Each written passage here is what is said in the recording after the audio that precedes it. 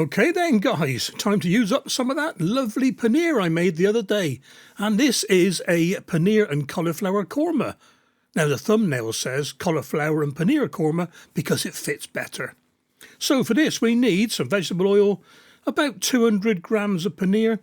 I did cut these cubes down a little bit to make them a bit flatter in the end. A small cauliflower cut into florets, and I've boiled the florets already and they're just about al dente. They could do with just a little bit more, which they get in the cooking process. A large onion, thumb-sized piece of ginger, a couple of garlic cloves, about 5 tablespoons of korma paste, 4 or 5 cardamom pods, 70 grams of ground almonds, 500 ml of vegetable stock, about 150 grams of spinach, and 100 grams or 100 ml of Greek yogurt. And as you'll notice, I don't measure anything, I just chuck it in. Here we go then. And as usual, you don't need to remember all that because it's in the description down below.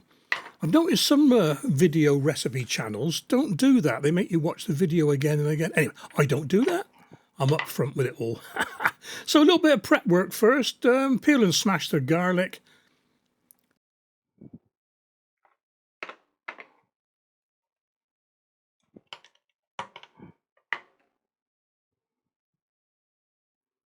Peel and slice the onion.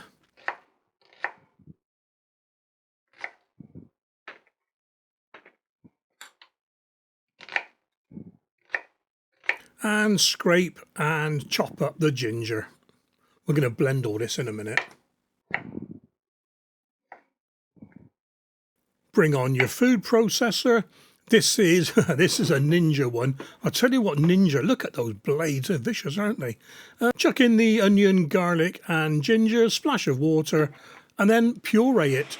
I had to scrape it down a few times, it stuck to the sides, but we got there eventually.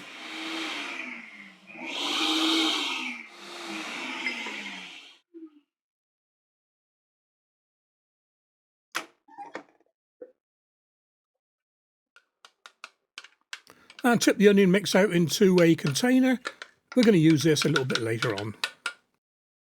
Knock 10 barrels out of your cardamom pods.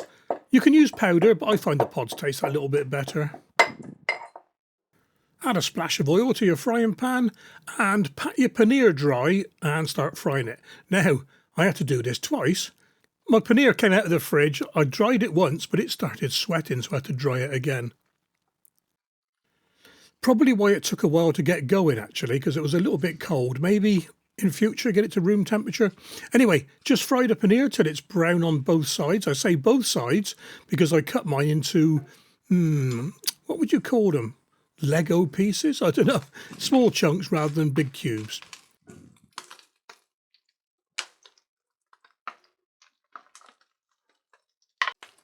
When they're browned off, take them out of the pan onto a piece of kitchen paper just to drain off any excess oil.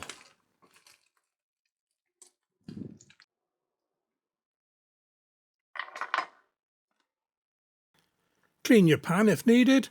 Refresh it with another tablespoon of oil. I'm using groundnut oil for this. I like it. It doesn't have any flavour and it stands a bit of heat as well. In with the onion, garlic, ginger mix.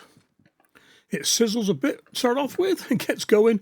We just want to brown it off a little bit, not too much, just to take on a bit of colour, as they say.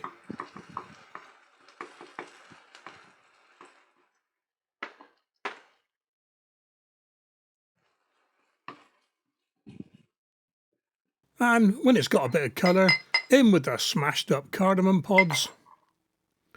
You can smell the flavours coming off already.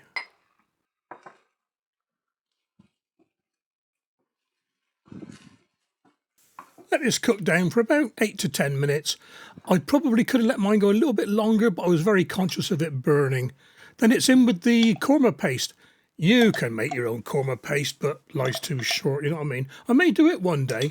5 tablespoons, that was just about the end of my jar. So waste not, want not. I poured a bit of the stock into the jar, shook it up a little bit, and put the dregs into the mix.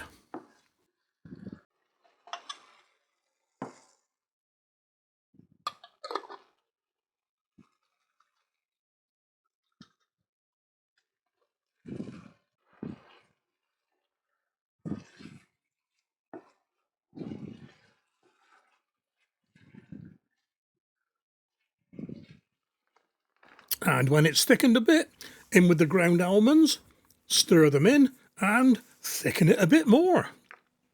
Need to work pretty fast now, we don't want it to catch on the bottom.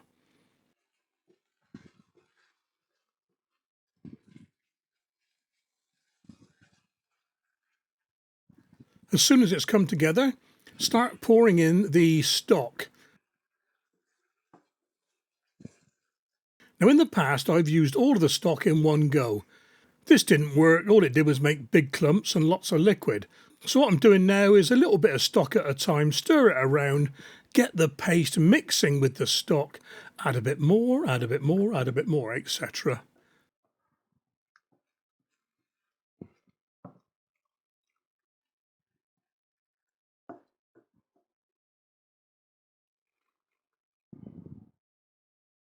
And once it's all in, up to the boil and simmer for 5 to 10 minutes really. What we want to do is thicken the sauce and reduce it quite a bit. And there we are, the colour's changing nicely. And I'm testing now for pourability, is that the word? I want to make sure it's not too runny, not too thick. It's got a bit more cooking to go yet, so if it's too thick now, it'll be too thick at the end. That's just about right. In with the pre-cooked cauliflower, and what we're doing now, finishing off the cooking, warming it through, getting the cauliflower to soak up those lovely juices in the sauce. Cauliflower changing colour nicely already.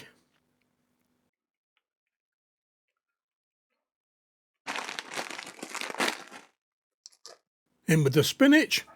Bit of a panic attack here. I thought it was going to overflow, but knowing spinach, it wilted down within a few seconds. Note to self, maybe use a bigger pan next time.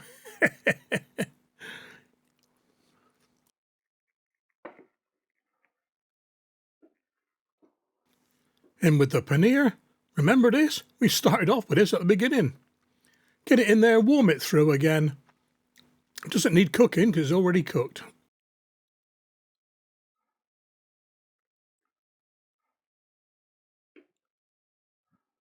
Give it a minute or so just to warm through, like I said.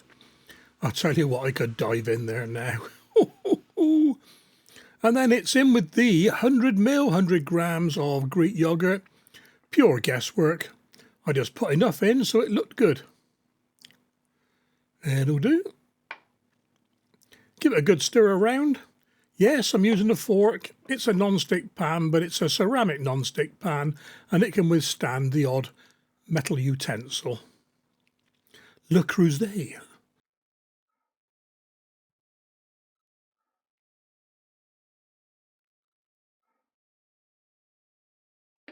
Right then.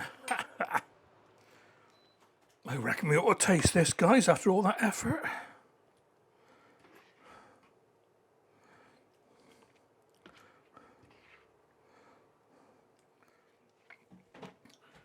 Okay then. Well, a bit of paneer first, I suppose. Oh, yeah. Cool.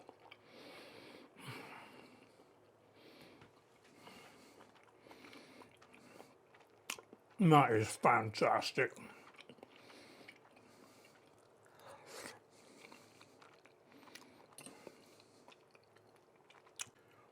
Well, I'll tell you what, guys, that is as good a paneer korma. Okay, it's got cauliflower in it as well. That is as good a paneer korma as I have had anywhere. It's almost melt in your mouth paneer. A little bit of bite to the outside and soft in the middle. Armadillo type paneer, lovely. And the cauliflower is just spot on.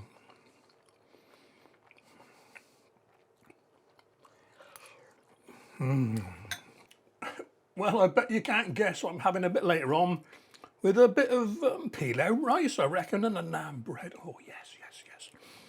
Fantastic. Another recipe to follow tomorrow, guys. Look after yourselves, take care, and I'll catch you on that next recipe.